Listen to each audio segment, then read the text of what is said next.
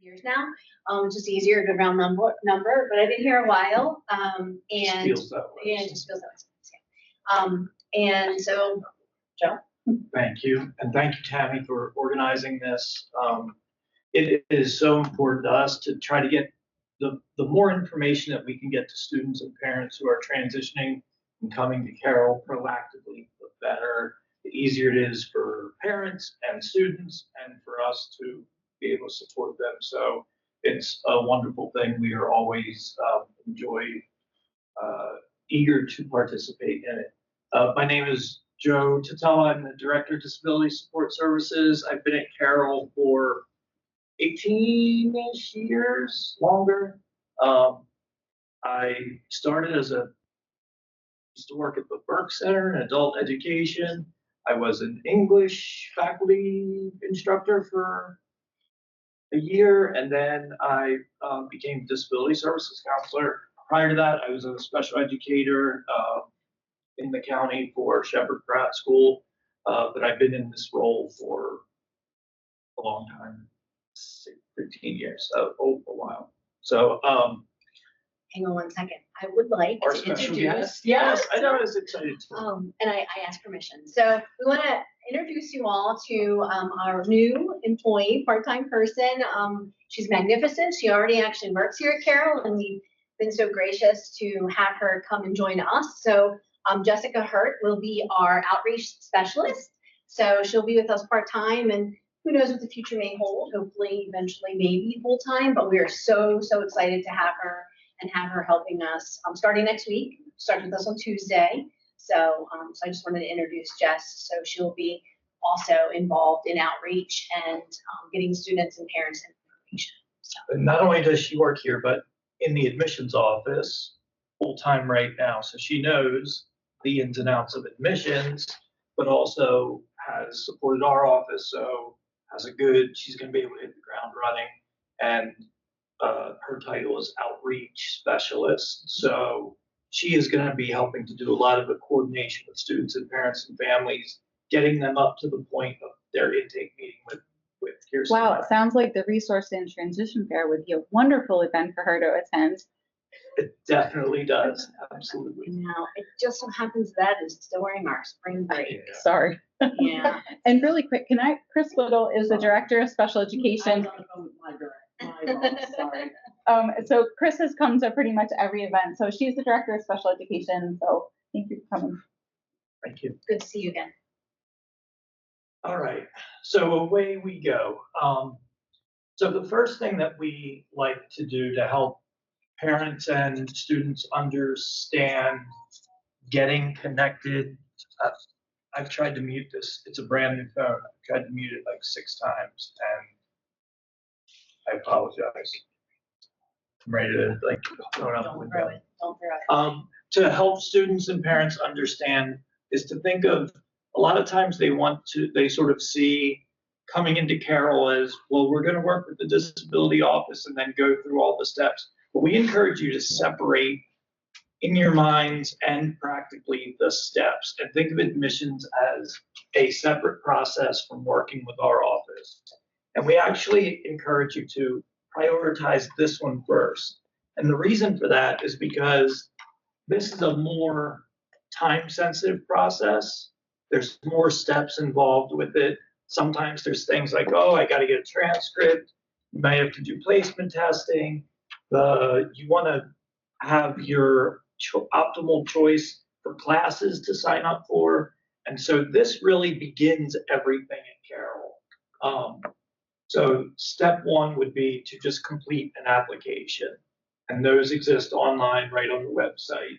So once you complete an application, that sort of gets the ball rolling for everything. You'll receive an email that says, congratulations, welcome to Carroll, we've received your application. You'll get steps to set up your own Carroll student email, your Carroll student ID number, the important basics that you need to begin moving forward here. The next thing that happens is determining placement. And there are multiple ways, there are a few different ways that the eligibility for where you might where a student might be starting. Sometimes they can take a GPA, look at a student's GPA and say, you're good to go, you're good to start with college level courses. Other times they may say, well, you're sort of in between. We're not sure where exactly where it would be best to start you. And based on your circumstances, we want you to take a placement test. Now, I know when students and parents hear placement test, they get scared, they get nervous. The test is not a pass or fail test. It's just designed to help figure out where exactly is the student in terms of their math and in terms of their English and reading. So we can make sure that that student's not going to get thrown into the deep end in the college level course, and there's a gap there that needs to be made up.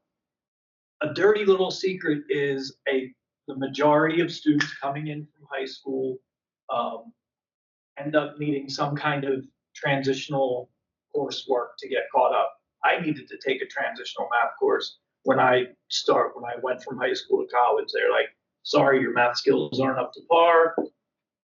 Based on the test you took, you've got to take this class. I took the class and then I was away and running. The test, it's done on the computer, it's untimed, it's done in our testing center, which is considered a distraction-reduced setting, and the calculator is provided. The one thing that we say at this step, if the student does have to take a placement test and there is a need for accommodation above and beyond any of those things, like the extra time for testing, distraction-reduced testing, or access to a calculator. Say, for example, your student is accustomed to having text-to-speech technology or something like that. That would be an accommodation that we would approve and send to the testing center before they tested. But once the student's eligibility or their placement is determined, then the next step from that is to meet with an academic advisor who's going to kind of go over, this is where you scored with your test, or this is what you're eligible to take the classes, and then you're going to begin planning and scheduling the specific classes. As I said at the beginning, the registration for classes should be the first priority. Should be the first priority. We are still here to help along the way. If you need an accommodation for the placement test, if you want guidance, if you want to talk about your options, we are here to help with that. But we definitely say to prioritize this step first. Should we also at this point talk about, because I feel like we kind of jumped right into the credit path. Yeah. So instead of the bigger decision that comes first, I think, before that. Yes, I want to mention that you all do have, I believe, hopefully you pick this up, the steps to admission, and this kind of reviews this part. And then on the back, there's also steps to financial aid. As Joe said, this process and this little card here, this is specifically going to be for our credit programs. So if you're not sure if you want to do credit or non-credit, because we do have two pathways, the process for applying or taking one of those classes, they are a little bit different.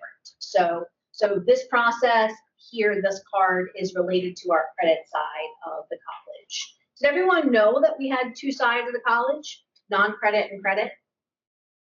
Yeah. So I kind of got ahead of it, and I'll use my own daughters as an example. I have two teenage daughters. One of them is great with academics. She never needs to be told to do homework, straight A's. In higher level math courses, she is a rock star with the academic stuff. My other daughter, not so much. She doesn't like doing homework. She's never been a big fan of school. But she is in many ways a much better problem solver. She's better with her hands. She doesn't mind getting dirty, taking out the trash, help me feed the chickens, giving a dog bath, whatever it is, like completely different kids, different skill sets and strengths. And so that is one of the first questions for a transitioning teen coming out of high school, coming to Carroll Community College, is to think, what is it that I really want to do? If your son or daughter, if they hated school or hated homework, and they're like, oh, but I don't know what else I'm going to do, so I guess I'm going to go get my associate's degree. We don't want to be pounding a square peg into a round hole and wasting time, money, causing a lot of heartache. Sometimes things click and often it will work out, but sometimes we see that that's a false start. The student's gone down the wrong path. So we encourage you guys as families, as the individual students, to really explore the options that are on both sides. And just to rattle off the top of my head some of the examples that are on the, thank you, on the non-credit side, there's like the veterinary assistant program is very popular. There is HVAC, hospitality. Yeah, It's been updated. there's licenses and certifications, and the great thing about these programs is you are learning only what you need to know to earn a certificate or a credential of some type and to get into the workforce, start earning money. And a lot of times it's a lot shorter route, it's a lot more direct route. There's not the typical trappings that you would think of with college in a lot of these courses where you're writing essays and taking exams, and so different scheduling, different pacing, different costs and stuff. There is financial aid available for, that's a common question, for a lot of these programs. So, And on the bottom of this flyer, it is two-sided. So one side has the credit programs, and on the other side, it has the non-credit programs. At the bottom of that is the contact number for the workforce and development training. They just rebranded. they just renamed it. So they just renamed it. So what is it? It's on the top there. Workforce. Thank you, Jess. Thanks, Jess. Already paying dividends. No, look at that. So they can help you get registered for these programs. All of the information, again, it's on the website for the workforce programs. And so, again, registration is still really important to be a first priority for those programs because they tend to fill up. So, for example, I had someone who was interested in doing welding last year, and they wanted to make sure that that was exactly what the right fit was and ask questions, which is totally fine, but they kind of missed out on getting registered because welding, at least last year, was super popular. So, and there was a cap on how many students were able to take in that program. So if you're interested, definitely start gathering the information now and taking a look at when they offer those programs. And they are different than, like I said, the credit side. So this is a really good tool. So explore all the options. And typically at events that we have with CCPS, we will have representatives from both the WBCE and the credit side, so you can do a more in-depth exploration. Another question that commonly comes up regarding accommodations. Accommodations apply in both the non-credit and credit coursework. Wherever they would apply, once they're established with our office. So now, in terms of getting accommodations set up, you want to take this one? Sure, thanks. So starting the process here at Carroll. So if you remember our first slide, our introductory slide said basically 504s and IEPs, right? What happens to your student's 504 plan or IEP that they've had while they're at CCPS? So, and you want to come to Carroll and you're like, oh my gosh, my student still needs support, or your student saying, hey, wait, mom, dad, I still need support even at the college level. And that's totally fine. We know that. That's why we have jobs. That's why we do what we do, and we love supporting students. So the most important thing for us, one of the most important things to determine your eligibility for support at Carroll Community College, or any college for that matter, is making sure that we can receive some formal evaluation, formal diagnosis information from you, from your student. We need information that's going to identify what the disability is, explain how that disability impacts the student's learning. We will accept here at Carroll Community College, we will accept your IEP, the most recent IEP or 504 plan that your student has. So while we really do like to see some of the testing that's been done, we will not be overly rigid with accepting and wanting only that documentation. So if the only thing you all have is a copy of the most recent IEP or 504 plan that your student has, we will accept that here at Carroll. Not all, I'll be honest with you, not all colleges or universities will take just an IEP or a 504 plan. They want more of the multidisciplinary evaluation review or specific testing, the ed site. So we are not trying to be as stringent with that. So we prefer the information to be current in the past 3 to 5 years. But again, don't think like, oh my gosh, maybe your student has graduated, a couple years ago and they've taken a break and then they're thinking like they're going to come back to Carroll and they're like, well, that's it. You're not going to get accommodations. Please don't think that way. Please still have your student reach out to us and we can discuss exactly, what we may be able to do in supporting the student and what documentation we can use in place of a 504 plan or an IEP. We support students that have a wide range of disabilities. We have students that have learning disabilities, psychological disabilities, medical conditions, so a wide range of needs that we're working with students here at Carroll. In my humble opinion and experience, parents overly stress about the documentation, and I tell you not for us anyway. No. Because at its most basic level, as Mrs. Meyer said, the documentation is merely verifying the student's eligibility for accommodations. As long as it does that, we can work with the student and make sure that they have some support in place.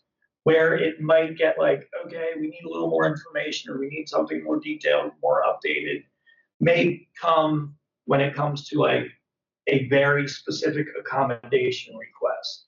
And even that, if we can talk that through and understand like, oh, there's a good rationalization for that.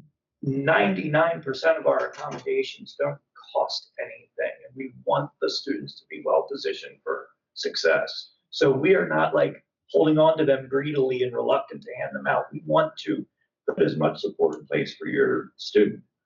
But let me think of an easy example. If a student has a specific learning disability and they're asking for an accommodation that says, I need flexibility with my attendance policy, with being able to, the number of classes that I miss. We're like, well, how does that connect to your needs? So that would be an example of a place where we might say, we need something related to like medical help or something that shows how this impacts your ability to be able to attend all the classes in order to provide that accommodation. But for the most part, we're not fussy about it. Other colleges, and because our process for what we do is it's like a national best practice. Almost all colleges have a very similar process where you have to disclose, you have to contact the disability office, provide documentation, meet with the individuals there. I know I'm getting ahead of us a little bit. The process is basically the same, but a lot of the four-year schools, as Mrs. Myers mentioned, are a little more stringent. Yeah, a bit more sticklers on the paperwork. The last point that I want to make before we move on to the next slide is please do not assume that your high school is sending over your student's IEP or 504 plan. Okay, they may say, yes, I'll send that, and it's not going to get sent 9 times out of 10, okay? So it's really the student's responsibility to get that information to us. Now, when I say it's your student's responsibility, we love when students bring the documentation to us or provide the documentation to us, but it's okay if it's coming from you, the parent, as well. So just make sure you understand that Carroll County Public Schools, it is not their responsibility to send over your 504 plan or IEP plan or any documentation, it's the student's responsibility to get that to us, right? So once we receive documentation from the student, then we're going to initiate some email correspondence and setting up your initial interview with our office. And this is a meeting that we have to do. We have to meet with you, the student. Parents, you're welcome to attend, but remember, primarily, we're working with the student. They're an adult learner coming to Carroll Community College, and they have to be invested in the supports that they need here at Carroll and be able to kind of, share with us what their needs are. But parents are always welcome to attend. So as long as the student says that's okay. Okay, so what are the 3 big questions that we're going to ask the student when we're meeting with them? And this is actually something that we also ask on our intake form too. We have a wonderful software that we use called Accommodate. So Accommodate is, we have an intake form that students go in and fill it out for us. So some of the questions that we're asking in our interview, the students actually already answered, but it's really good to review that with the student when they're in our office, and it's a part of our process. So there's 3 big questions, but truly, we're not even necessarily, yes, we need to know what the diagnosis is, what the disability is, but we kind of flip these, right? Talk about like, what's the impact and what accommodations can we help with the impact? So the actual disability, again, we need to know what it is, we need to have it documented. That's not necessarily the nitty gritty, right? It's That's least important information. That's not the top priority, if you will. What we want to know is from the student the impact. How does that impact you in the classroom? How has that impacted you in academia throughout your high school career? What did it look like when you were in high school? Things of that nature. So we're talking to them about that. We're learning about that. And then we're going to talk about what reasonable accommodations can we put in place here at Carroll Community College that are going to help provide and offset that impact if possible. No, you summarized it really well. Like that is the essence. In fact, in federal law, they call that the interactive process that we have to engage in with students. It's sort of the short and dirty version of a needs assessment. We're trying to assess what your students' needs are, what supports have they historically had, what kind of accommodations are going to be relevant and appropriate and helpful for them in the college setting. It is important to mention too, during that intake interview, in addition to discussing and establishing the specific accommodations that the student is going to have, we review their rights and responsibilities in using them, how they're accessed, what it's going to look like with them working with the instructors. We're going to talk about other supports that are available on campus. What things are you interested in? What are you studying? Are you interested in joining clubs here? We're going to kind of get a whole, a holistic view of the students' goals and what their plans are, and how we can best support them. And ideally, too, we want to build rapport, right? We want to make sure the student knows that they have a person that they can come to at Carroll that has an understanding of the impact that their disability creates when it comes to academia, because not everybody's going to know that information. So we're going to get to that here in a minute. But building rapport with the student and letting them know that they can come to us and chat with us. And we do meet with students, depending upon the student, and if they want to, we'll meet with them weekly, we'll meet with them bi-weekly. But certainly it's the student's choice too. So we provide that support. One of the other things that's very important that we share with students, and if the parents are in attendance at that meeting too, that's not your one and only chance to establish accommodation. So say we set up 4 or 5 different accommodations, and then the student gets into their courses and they're a week in, and they're in a history class where the instructor's talking a lot and they can't keep up with notes, and they go, oh, I forgot to ask for like note-taking support or copies of the instructor's notes or the ability to record my lectures or something. At any time, all that student has to do is drop us a line. We will revisit what is it that you're looking for. Absolutely not a problem. We add it in the accommodation plan. We are not a slave to any specific like timeline or quarterly meetings or anything like that. So at any moment, we can tweak and adjust those based off It's the important ingredient, the students' own advocacy. They have to let us know that there's something that they're not getting or that they feel would be helpful. Yeah. This is one of my favorite slides because I think it really captures the difference in a nutshell from high school to college. It's sort of a super simple version of what's spelled out in here. So the main reason that the process changes and the main reason that an IEP can't just go over into college, or 504 doesn't just carry over into college, even though the 504 law applies, is because the law changes. So most of you are probably familiar in high school, the students are covered by IDEA, which basically says, I'm super simplifying it, but the school is literally responsible for identifying what a student's needs are, creating a plan to meet that student's needs to ensure the student is successful. So in K through 12 education, the school is literally responsible for your student success. When the student leaves high school and enters into any post-secondary program, that law no longer applies, and instead the law that applies is the ADA. And the ADA has a bit of a different standard.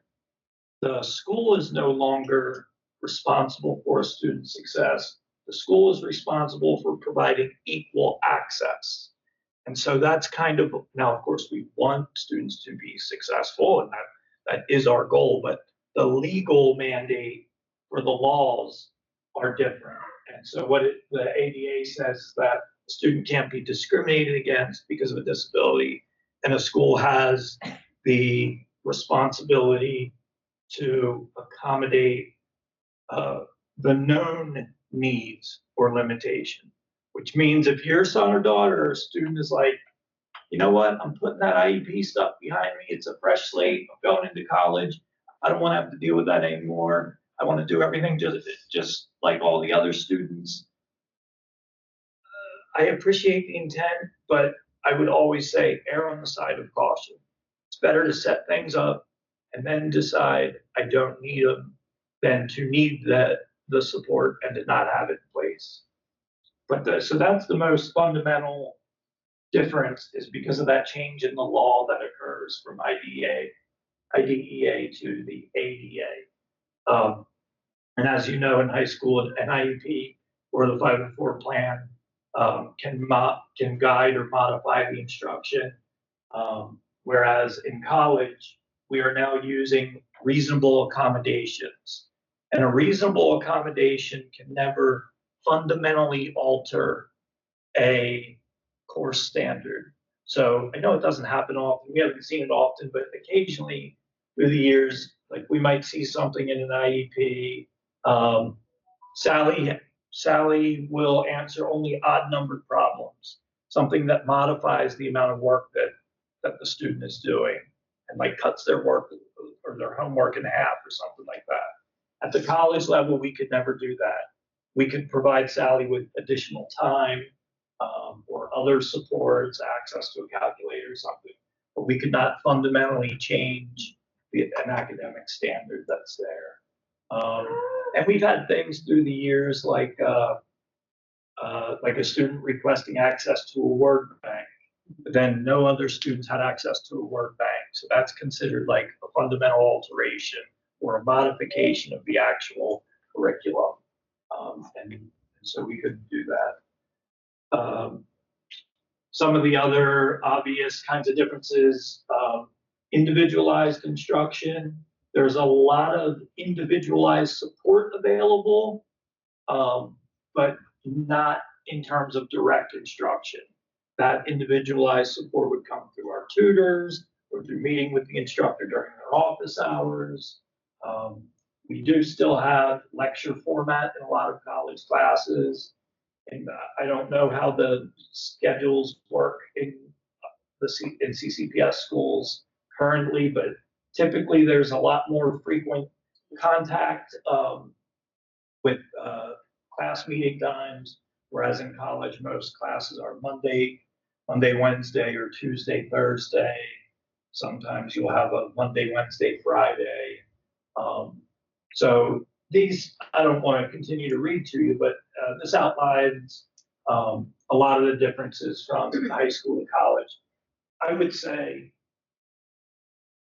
other than the legal stuff I already mentioned, this is the biggest one. Where most of the learning occurs. So, this one hit me like a brick across the face when I started college. I was used to being able to sit in class, get most of my stuff done, do okay on tests, just pay enough attention. But I almost never did homework. And I could get by, okay. So when I got to college, it was a rude awakening to encounter things like, all right, class, I need you to read chapters 2, 3, and 4. And then the professor would barely say anything else about chapters 2, 3, and 4. I was responsible for reading that. Well, I was used to getting by, but not doing that kind of stuff. So I would skip it. And then lo and behold, a week later, I'm taking a test and there's questions about stuff from chapters 2, 3, and 4.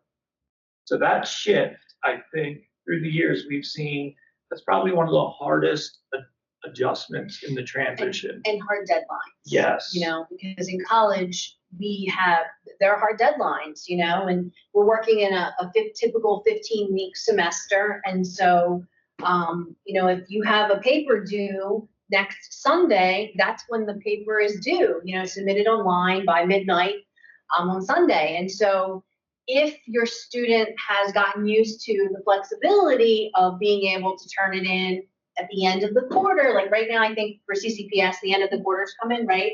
And so I know that a lot of, over the years, I've talked to many students, and they were like, oh, I know my teacher will allow me to turn in work at the end of the quarter to kind of salvage my grade if I need to.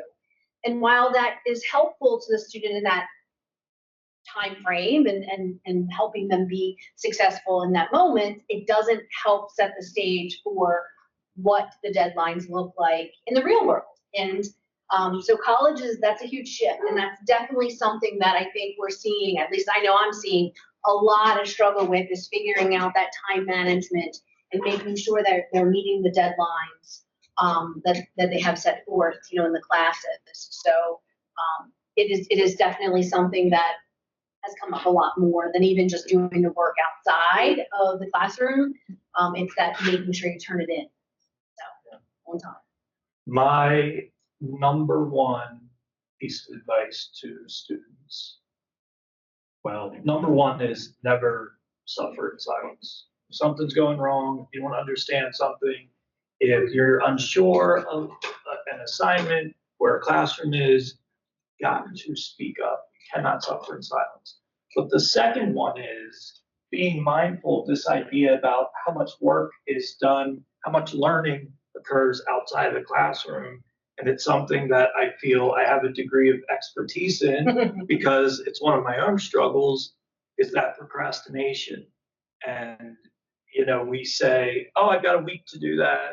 I still have 3 days. I'll do it tomorrow night. I'll do it later tonight after I watch some SpongeBob and make a sandwich, and then they fall asleep. Or they're up late at night, like trying to crank something out to just get something turned in so they don't fail. That was me. That was definitely me. So what I figured out, what I had to do to overcome that, was look at my whole week and find where I had blocks of time that I knew would work for me. And so I might say, okay, Tuesday afternoons from 2 o'clock to 5 o'clock, I'm going to sit at this nice, quiet, vacant corner of the library where there's nobody around, there's no TVs, no distractions. I'm going to get out all my books, I'm going to open my laptop, and I'm going to just handle my business and treat that like a job. Use that block of time, like I'm going to put an alarm on my phone, and I'm going to sit down and just go class by class and knock out the work that I need to do. And what'll happen, because it happened to me, was you'll sit down And you might go, oh, I have this worksheet to do. Okay, I have to review this chapter. Sweet, that took 20 minutes. I'm out of here. Now I'm off to go play video games or resist the temptation. You said you're going to sit there for 2 hours. So what other productive things can you do during that time? Well, there's notes to review. You can clean out a book bag. You can get started on the paper project that you know is due in the next coming week or month or whatever, and dedicate the whole time. What I discovered about that tactic by compartmentalizing my work, and I would create a block of time earlier in the week and later in the week, and one like a catch-all on Sunday night, is it was liberating because when I used the time and had everything done, like that feeling of, man, not only am I done with all my stuff, I'm ahead. Like I'm ahead of where the rest of the class is. It was night and day for me. I went from, I won't even tell you, well, I went from like C's and D's and some F's in my first semester to A's and B's, but my mentality going into classes, I went from like, oh crap, do I have everything done? I don't even know. Is this the day we need our rough drafts? And being like, I hope the instructor doesn't call on me today, to like, oh, I know that. Yep, I read that. I've got that done. It was such a dramatic change. And the final thing I'll say about this, poor Mrs. Myers has heard this spiel from me so many times. This isn't just a great academic skill, it's a life skill. And my wife and I, to this day, Sunday nights after dinner, sit at our dining room table. Okay, this coming week, where do the kids have to be? What bills do we have to pay? Do we have a car going in the shop? We do our executive functioning planning stuff for the coming week. It eliminates anxiety. It is just helpful in so many ways. And believe me, there are times I hate it. Like I just want to go watch football. I just want to go watch football and have a beverage and relax because it's Sunday night. But I know our family would fall apart if we didn't take that 20 minutes or so to stay on top of things. Maybe not fall apart, but it'd be worse. Does anyone have any questions about anything on the slide? Because there's a lot of stuff. I have a question. If a student wants to request accommodations, does it have to be done in the application intake, or can that be added anytime throughout there? Great question. So a student can actually request academic accommodations at any time during their time here at Carroll Community College and any time during the semester. Now, ideally, we want the accommodations to be in place from the first class, right, and forward. But sometimes it doesn't only happen for a lot of reasons. And so there are times where just last semester, actually, I had a student coming to see me in November. Our semester ends the middle of December, but they came to see me in November, and the reasoning was, well, I didn't think I was going to need them, and all these other things. And now I'm feeling like, oh my gosh, I got to try to salvage this. And my instructor encouraged me also to come and see you. So, so anytime during the semester, we'll meet with the student. But ideally, the sooner they're in place, then the easier they're going to be able to be accessed. The instructor's aware, the student can use them. So. And the bigger reason for that, frankly, is that disability itself is dynamic. At any point, any of us, God forbid, our status could change due to an illness, a diagnosis, an accident, and so we try to reflect that reality. We know that sometimes there's a new diagnosis. Sometimes it's a temporary, a student falls off the skateboard, breaks their hand in the middle of the semester or something like that. So, but Mrs. Myers is right. If they're earlier is better if we already know that some need is there. There's one other one I wanted to highlight here that I think is really, depends on the student, but it's really important for some students. In high school with the 504 IEP, students are generally an open book. Their teachers have access to it. Their information's out there, and for good reason. In college, that is not the case. When we finish establishing the students' accommodations, and then I'm going to kind of hyper-warp through our process here, but we make a memo, and the memo goes to their professors. That memo only says, that the student is on record with our office and is entitled to the following accommodations. Doesn't share any of the Ys, any of their personal health information, any disability information. Students, some of them love it. Some of them are like, no, I want my teacher to know that I have ADHD, or I want my teacher to know that I have a seizure disorder or something like that. And if that's sort of, we defer to the student for that. We say, we're here to help you if you want some help in talking with your professors about what your needs are. But generally, like, that's your information, and you have the right to choose to share it or not. And again, it really is split. Some students do want their instructors to be aware and to know what their diagnosis is, and some don't. So the students that do, if they feel, and it varies even instructor to instructor. So what I always tell students is, when you get into the class feel, someone tells instructors right off the bat, right? Like, I sign up for my classes, I'm going to send them emails. And I'm like, okay, well, you can do that if you want to, like an introductory email. That's totally your choice. Or you could wait until you get to the classroom that first week, see if you feel like it's something that you need to share with your instructors, build a little bit of rapport, and then ask to meet with them during their office hours or in private. Don't stand up in class being like, hey, because we do have some students that would be willing to do that. So, just trying to keep it more private and something so that you can talk about it. A lot of times it's not even necessarily sharing the specific diagnosis or disability. What I also say is share with them your learning style, right? Let them know how you learn and some of the challenges that you may have had with your learning. So again, it depends on each individual student's preference and comfort level. I personally will not share diagnosis information with instructors. I've had students ask me to do that, and the answer is no, I can't do that. I can help you figure out how to do that, but I will not do that because it's not my information to share. Can you highlight two things for everybody? One, backing up to like when you guys do meet with the students about the parents' role in that, because I know you touched on it, but just to maybe make it a little bit more clear as far as like when you meet with the kids, you're meeting with the kids. Yes, students. And if how the parents can play a role and where that would come in, and then also about highlighting how the students get their accommodations in class, because that's very different than it is in in their public school setting. Yeah, and can you kind of like if a student needs to have reduced distractions, like how would they testing? Correct. How would they go about getting that with their professor? Sure. Yeah. So the student is responsible for seeking out accommodations, right? Requesting support, advocating for themselves, because it does provide that little independence, right? And we want the student, like I said, to have some buy-in with this. But is there a space for parents? Absolutely. And that can be where you're helping them navigate from the beginning, right? Getting us the documentation, setting up the meeting, coming to the meeting with them, encouraging your student to do the talking, but certainly offering to fill in if you feel it's like maybe there's gaps that aren't being shared and things of that nature. But remember, as a parent, you're not going to be in the classroom with the student, right? You're not going to be here on campus every day with the student.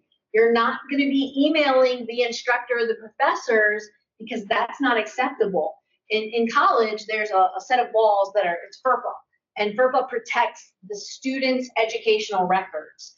And so what I tell students and parents, if you aren't sure how to send an email to your instructor about a circumstance or a situation, and you're not clear on instructions or something of that nature, and you're talking to your parent, don't have your parent sit there and send the email.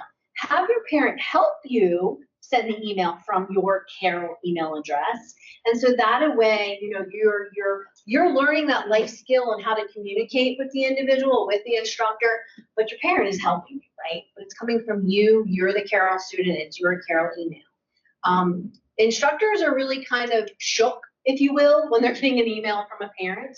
And we have worked with them and as a campus and said, if the parent emails you, just have them direct them back to the student. Have the student log into their Canvas site for their class or their grades, if that's what you want to access. But it really is up to the student to really be providing that information. There have been times where I've had parents call me on the phone and asking me questions, and I can't give information out about a student. I can't tell you if they've been to class. I can't tell you their grades.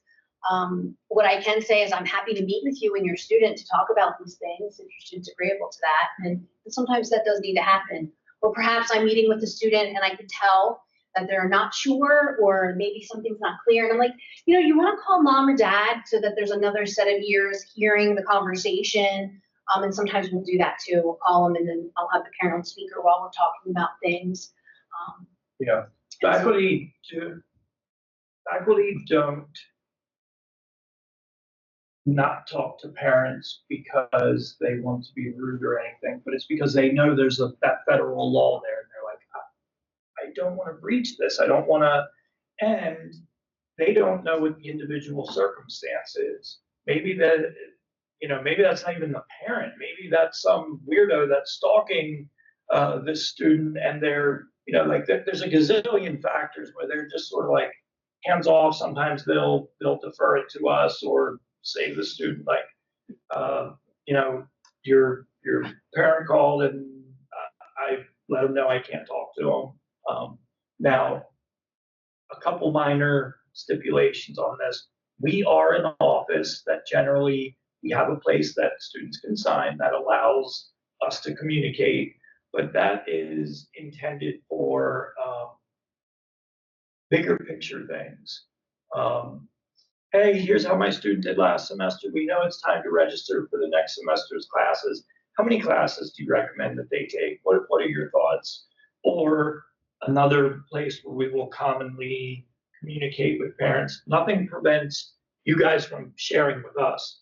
So if it's like my son or daughter, they're in the hospital, Oh, yeah. they've been sick and they've been absent for the past 3 weeks, help us, what are our options? Those kinds of things, we are like open communication. But that's the parent coming to us with Right. information. We're not sharing out information with you all. So, yeah, So to Tammy's question about what happens with the accommodation memos specifically. So the accommodation memo is how the communication is with our office to the instructors. So as Joe said, Mr. Sotelo said, there's no longer the IEP or the 504 plan that the instructor's getting, but they're getting sent out an email that says, hey, such and such has academic accommodations, log into your accommodate portal to take a look. And so the instructor has to go to their accommodate portal, log in, and then the student's name is there with the academic accommodations that the student has access to for their class for that semester. So the most commonly used and requested academic accommodation across the board is extended time on testing. Extended time on testing captures a lot of need when it comes to a variety of academic impact due to diagnosis of disability. So that's why it's the number one most commonly used and requested.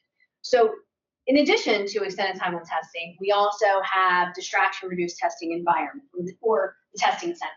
So if a student is taking an in-person in class and they're in a class that has timed tests, and that's an accommodation that the student is absolutely going to need access to, we want to make sure that they have accommodations set up so the instructor is aware and the student then can go and use the testing center as a part of that guaranteed space to get extended time on tests, right?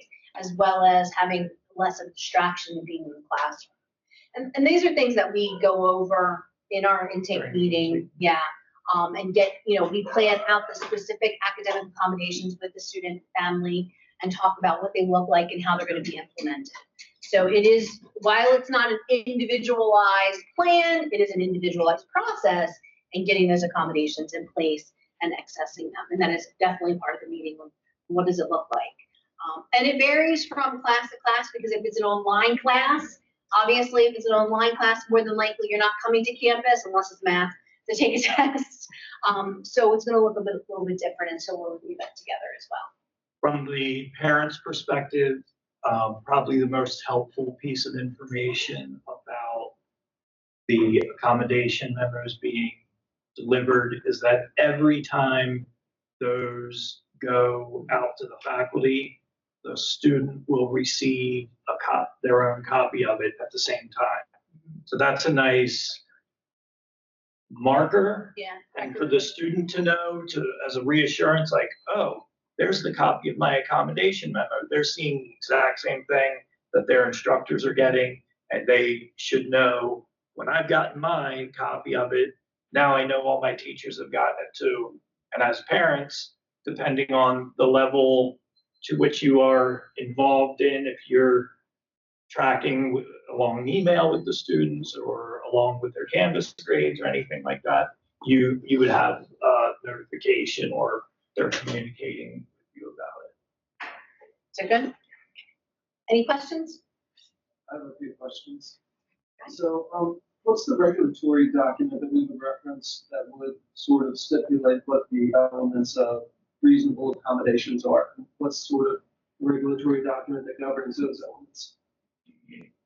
Oh, the regulatory document. So my best, I think the best reference would be ahead.org, Association of Higher Education, ahead.org. Spells out in great detail. Many moons ago, I was part of a working group that captured like the 7 essential elements of diagnostic components for quality documentation. But you may know this, a lot of people in here may know this. So disability law has moved away from being hyper-regulatory, and it always wants to expand disability, to define and understand disability in the broadest terms possible, to maximize support, to maximize access. And we operate that same way. So we don't get hung up on the specifics of the documentation. It serves the most basic function of verifying the student's eligibility for accommodations. And then as long as there is some logical nexus between disability and then what the requested accommodation is, we're good for it. Like we are okay with it. Yeah, that makes sense. And that earlier I gave an example of if a student had a specific learning disability and was requesting an accommodation for flexibility with their attendance, we would ask them to help us understand that connection, or we want to see something in the documentation that explained or provided some other element that explained why that impacted their attendance.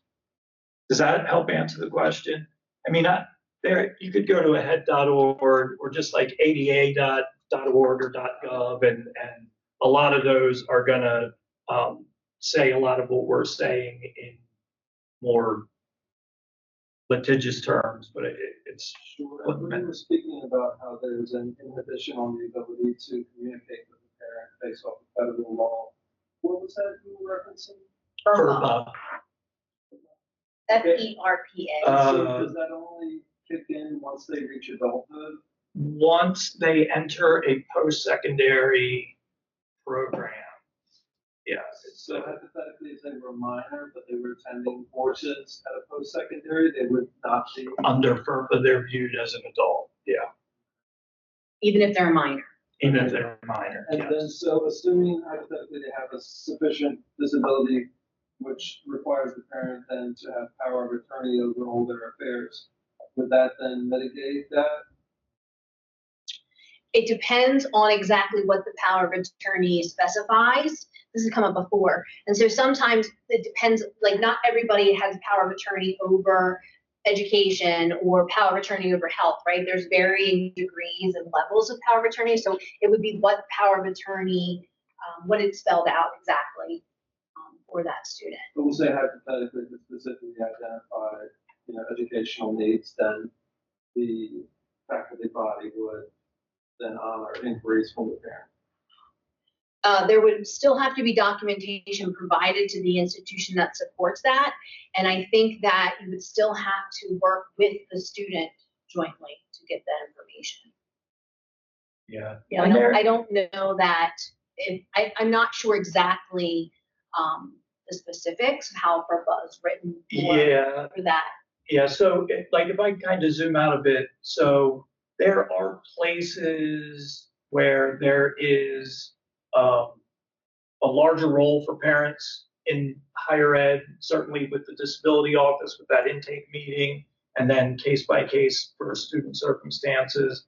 The financial aid office during establishing FAFSA and aid and grants and all that stuff, like they work a lot with parents. Even the advising office, they work with. Where the FERPA thing usually shows up is that kind of cold call, or I'm stopping in, hey, I'd like to know how is my son or daughter doing in their classes, or we've actually had parents like waiting outside the classroom to talk with the professor about how their son or daughter's doing, and it's not appropriate. Now that same professor, if they had gone through the student and the student made an appointment and said, would it be okay for my mom or dad to attend this? This is a big meeting, it's a great appeal, or something like that. That has happened many times.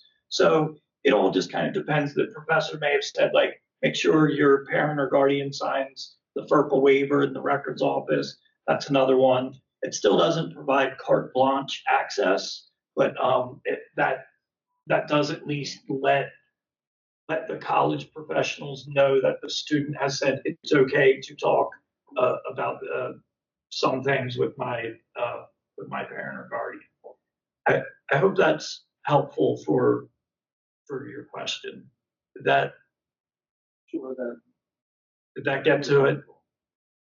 Yeah, with the reasonableness of accommodation, I had been wondering, how the assessment basically is made on what reasonable is, as it's generally ambiguous. So it's like, is it just at your discretion to decide whether or not the accommodations are reasonable, or is there a predefined, litmus test that can be applied? Yeah. So we could perceive whether or not, you are being met with reasonable right measures. So it is an interesting discussion. So I think it's reasonable and appropriate is the phrase in a lot of the higher ed law and documentation. Don't ask me to cite like case law or anything. I'm not up on it currently. But it means,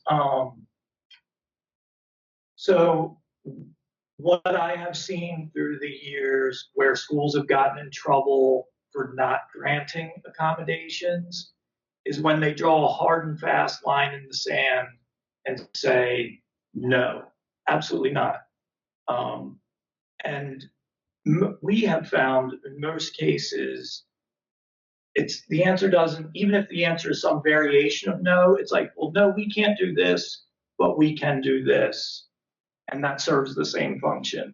And there was this a lawyer seminar we attended once on disability law, and she gave an example, like she made an analogy where if the purpose of an accommodation is to get to from point A to point B for the student in terms of access or in offsetting a need, well, a Cadillac may be preferred, but the school's providing a Yugo, and the Yugo will do.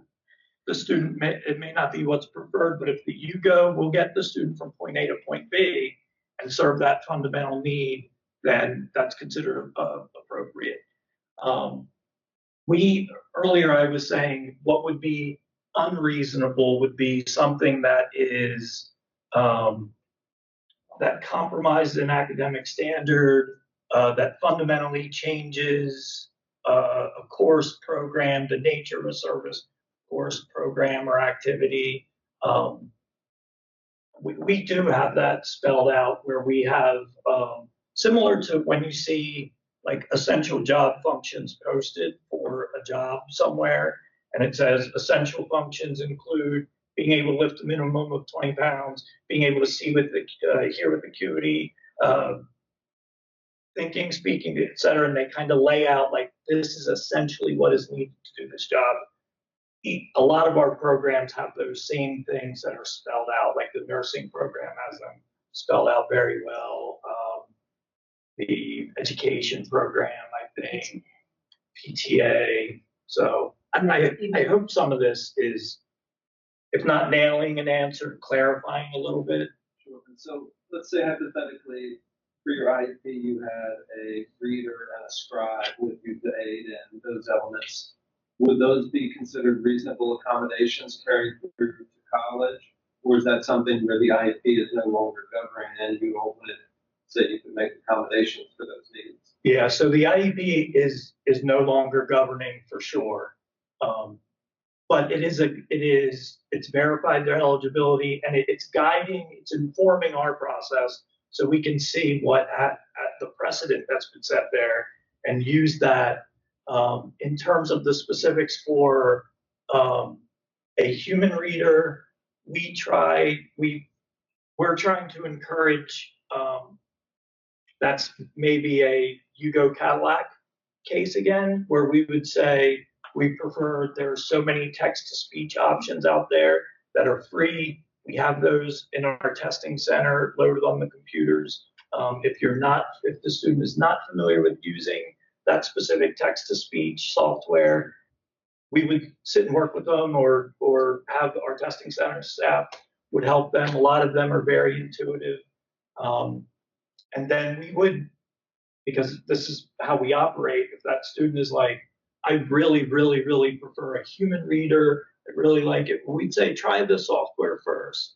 And there's still space to allow for that human reader, because maybe there's a document or a map or something where the software cannot access it. So we need a human reader. And so we would still leave the space for that, but it just wouldn't be the first option. And then likewise with the scribe, where dictation software or something might not be adequate and to provide that student's need, or for that specific task the student had to complete, then we would get a human in to help them with the testing or whatever. Yeah, and you mentioned preference. So accommodations aren't, like you said, about preference, but it's based on the need related to the disability. Yeah. Does that help? Yes. Okay. Any other questions? Those are good questions. Thank you. You're keeping me on my toes. All right, so the last slide, I think it's the last one. Well, this slide, I don't know. 3 main ways that we support students. So we talked about academic accommodations, right? So that's our formal academic accommodations that we're putting in place with the documentation, doing the intake meeting, formally set up with the student. Then, as I mentioned, that many times we offer to all students, but some students don't take us up on it, and they have the right. Sometimes they come back around and like, you know what, I do want to meet with you. So we do provide weekly, bi-weekly meetings. Sometimes students want to meet with me once a month. I do have I love my weekly meetings. I have my frequent flyers this past semester. And I will say that's like that's what I love best about this job, is because then I really get to build rapport with students and really get to learn about them. So the weekly and bi-weekly meetings. And during those meetings, that's where we're talking about the time management skills, the self-advocacy skills, linking them potentially to other resources that we have on campus or maybe outside of campus. So really just kind of overall holistic support, if you will, going on during those meetings. The campus resources, we have a plethora of campus resources, to be honest with you. All of our instructors are required to have office hours. So if your student says, well, I can't ever meet with the instructor, that's not necessarily true, because our instructors have to have office hours. Now, it could mean that it's not the best time for your student because maybe they have another class or they have to go to work. So then I tell students, reach out to your instructor. They may be able to meet with you another time frame. They may be able to even hop on virtually via Teams and chat with you, or even just say, okay, we can't meet, but here are my questions via email, and they'll have some dialogue there. So never think that they're not accessible, because they are. Well, and remember, I was saying my number one advice about never suffering in silence. Don't suffer in silence. So frequently a student will come to us and say, oh, I'm having this issue in this class. My grade is this right now, and I don't know, blah, blah, blah. Our first question, have you talked with your instructor yet? Because they know better than we do usually, what the expectations are, what assignments are, what the content is, how the student has performed in that class to date, how they can best improve their grade, the instructor's own willingness to like, hey, come to my office hours for the next, 2-3 weeks. We'll get you squared away and create a plan to get you caught back up. The instructor is the first and best resource when a student starts struggling. And then coincidentally, the second best one. Maybe hand in hand. Yeah. The Academic Center. Our Academic Center is open to all students. It's free. They have tutoring, writing consultants. They have drop-in tutoring, scheduled tutoring. They're both peer and professional tutors. So there's a wide range of support and help in the Academic Center. I mean, I really, really, really always, every student I talk to, it's always, you've got to get linked to the Academic Center because it is such a really great support. And they're great. I mean, and they're constantly growing their support there. And as I said, it's free. It's a part of tuition and fees, so there's no out-of-pocket costs. And every time a student goes and visits a tutor or a writing consultant, they actually send a slip, that tutor sends a slip to the instructor, and the instructor gets to see like, oh, Joe Totella went to the writing consultants to help with his mythological English paper. It'd be the math. So, they're getting that bird's eye view of what assistance the students are seeking. Our advising. What time is the Academic Center open? Is it open at 8 o'clock in the morning? Yeah, so that's actually what I was jumping in here to elaborate on. So they are so good. Let's go back to me being lousy at math again. So I'm taking a math class and I need tutoring help through the Academic Center. So I can set up a weekly one-to-one tutoring session with the tutor where I meet with the same tutor for that same hour once a week. On top of that, there's drop-in blocks of time, and they typically open, like the campus opens at 8:30. They're typically, Around 9, there's drop-in hours start around 9. Oh, drop-in hours, I think typically start around 10. But you can sometimes schedule, I think, tutoring as early as 9. Yeah. Like 101. And then they're open late into the evening because we have students that are working and adults taking evening time classes and stuff like that. So that theoretically, if I were feeling masochistic, I could get 7-8 hours of tutoring a day. Drop-in tutoring. Drop-in tutoring coupled with my assigned tutoring. And then they also have virtual online tutoring help. So if I'm writing a paper over the weekend and I'm stuck and I need help, I can log in for the virtual writing consultant, send them my paper. I think they say give us 24, 20. 48 Yeah. So, I always say 48 hours because that way there's a little buffer even if it's not, just because I'd rather have more time than not for students. but they have, since COVID, because COVID was the game changer, they're like, we need to find a way to make all of our support services accessible, even remotely to, they were pretty good before, but that really expanded it. So if you have a student that's taking all online courses, they can still get signed up for weekly tutoring or use drop-in virtual tutoring. And it's in science, math. The writing consultants will cover pretty much any content area. So it is. Now during the winter months, like during this month of January, I should say, during Jan term and then in the summer, the hours are lessened just because we're not as, many classes and as many students. But in the fall and the spring, they're definitely I know they're there at least by 9, if not earlier.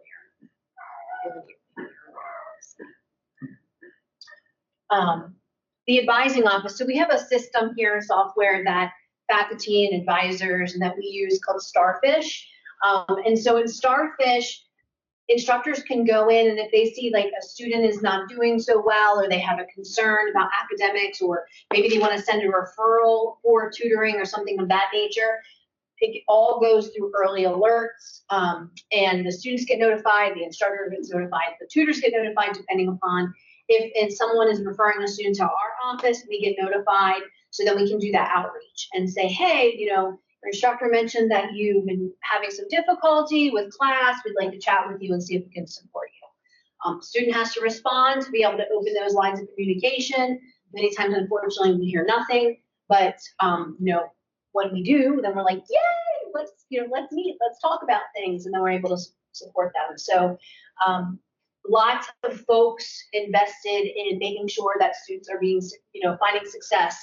And if there is something that's popping up throughout the semester, we have systems in place to help with that. The academic planning piece is when, individuals are meeting, students are meeting with advisors and talking about the program, right? Their program of study. If indeed they're staying with one major, switching, what their plans are, things of that nature.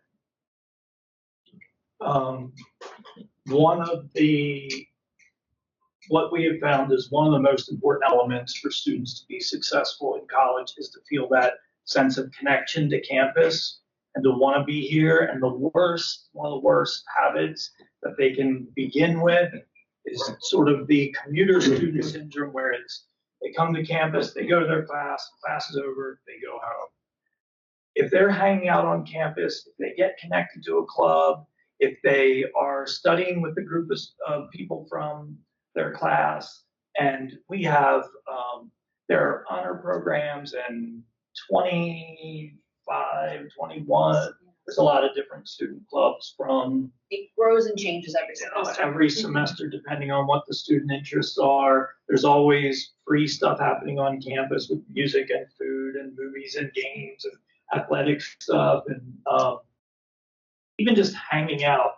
Especially the newer buildings were designed with the idea of we want students to be comfortable in the space and feel comfortable spending hours on campus. So there's all these little nooks and study places and lounges and a relaxation room and computer labs and the library and the academic center and the cafeteria. So we strongly encourage, I know it's always tough, a new beginning, a transition, but we bring this up when we are working, meeting with students too. Have you checked out any clubs? The club fair is happening this week. You spend time on campus. Have you seen anything interesting on the student engagement calendar of activities? Because we know, and the same was true for me, I'm going to go back to my own transition to college. I was not bought in. I wanted to race home every weekend and see my high school friends.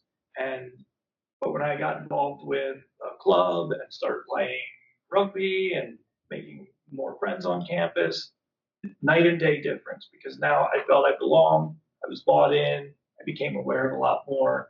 And our student engagement office does an amazing job of creating a very 4-year college-ish feel to the student life type experience on campus with all the stuff they do. I always tell students when I talk about being on campus, and they'll say if they're struggling, right? They're meeting with me, they're like, yeah, I'm really struggling. I'm getting my assignments done. I really can't seem to be making deadlines. I'm really having that tough time. And so then I'm like, okay, well, what are you doing? After class? Oh, I go home. And I'm like, oh, when you go home, and they're like, I just kind of forget everything about college. And I'm like, you leave your academic brain here at Carroll, and when you go home, there's tons of different things that you can get involved in, and then, who's thinking about college or work at that point. So I have really encouraged students that are sharing that challenge or that difficulty to stay on campus. To stay on campus, find that nook or cranny, if you will, the academic center, somewhere around where there's other people that you kind of are like, oh, okay, they're working too. Okay, they're doing schoolwork too. Let me kind of get involved with doing that.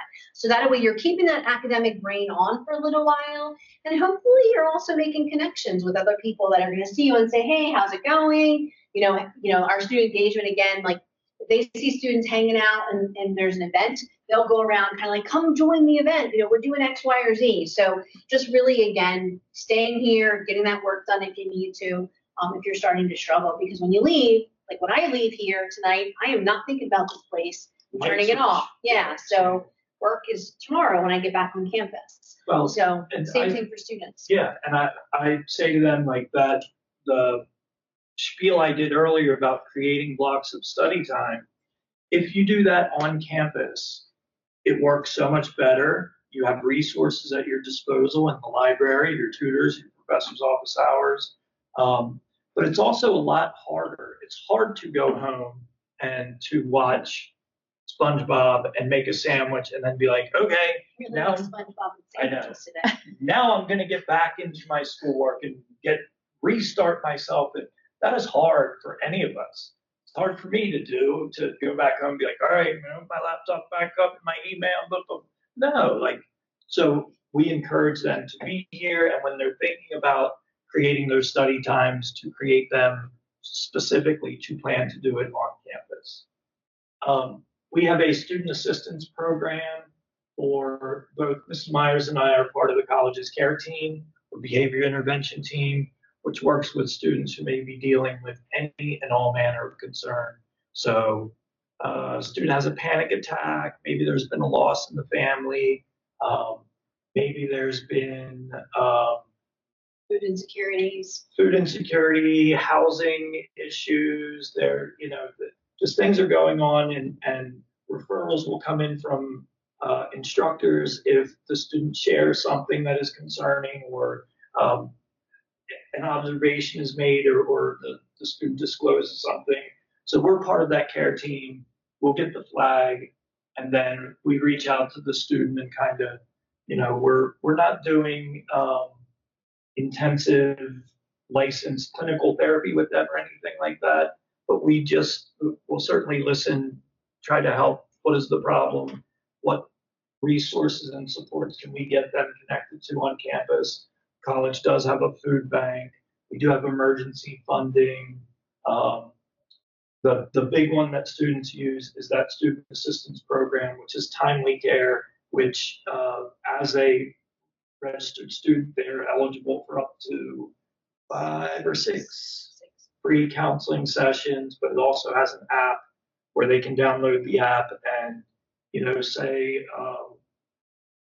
say they are dealing with grief or loss or something. That app will have like a whole section on, like, here are some strategies or here's a live chat of other individuals who are going through the same thing, who are sharing tips of how they're coping and what they're going through.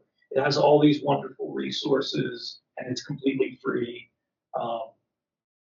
And then the final one that we have is just to be always, I said at the beginning about making that choice between credit or non-credit options, always be mindful about exploring your different options. Maybe you as a student are better suited to take online courses because I work better at home. I can work better with the support of family members, or maybe it's the opposite. I need to be in a live class with people talking and have the direct eye contact and direct instruction. Being mindful of critical dates. We have, I call them escape hatches. So the first one happens roughly around the end of the first week, where that whole first week is basically a free trial, if you will. It's a free add drop period. At least a free trial. Free trial sounds good.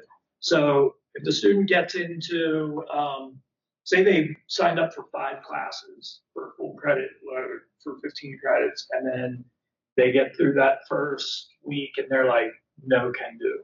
Nope, not going to happen. This is way too much. They can withdraw from those classes or 2 of them, get a full refund.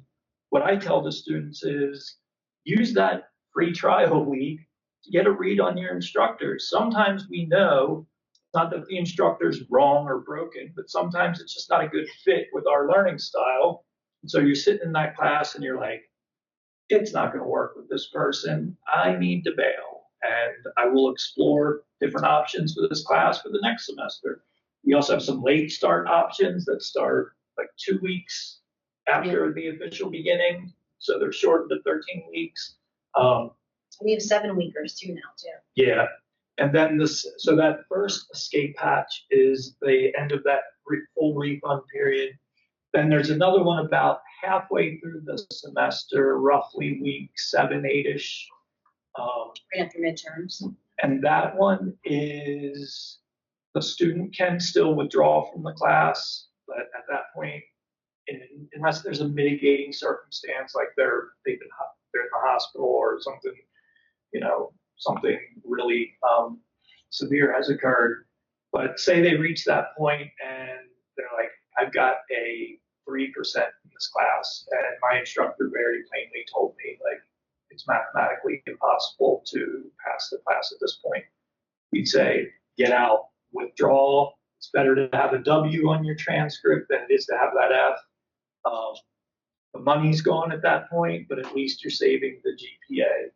And so sometimes those are hard decisions that we will help the students through. We're never going to tell your student, yes, drop, or no, stick it out. We believe in you. You can pull it out. We're going to help them look at the pros and cons and weigh all the options, maybe go back and talk to the instructor again.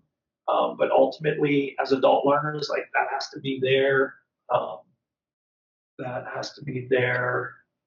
decision to make. Yeah. You have 4 minutes left, depending upon which clock you look at. So that would have been helpful to have at the beginning.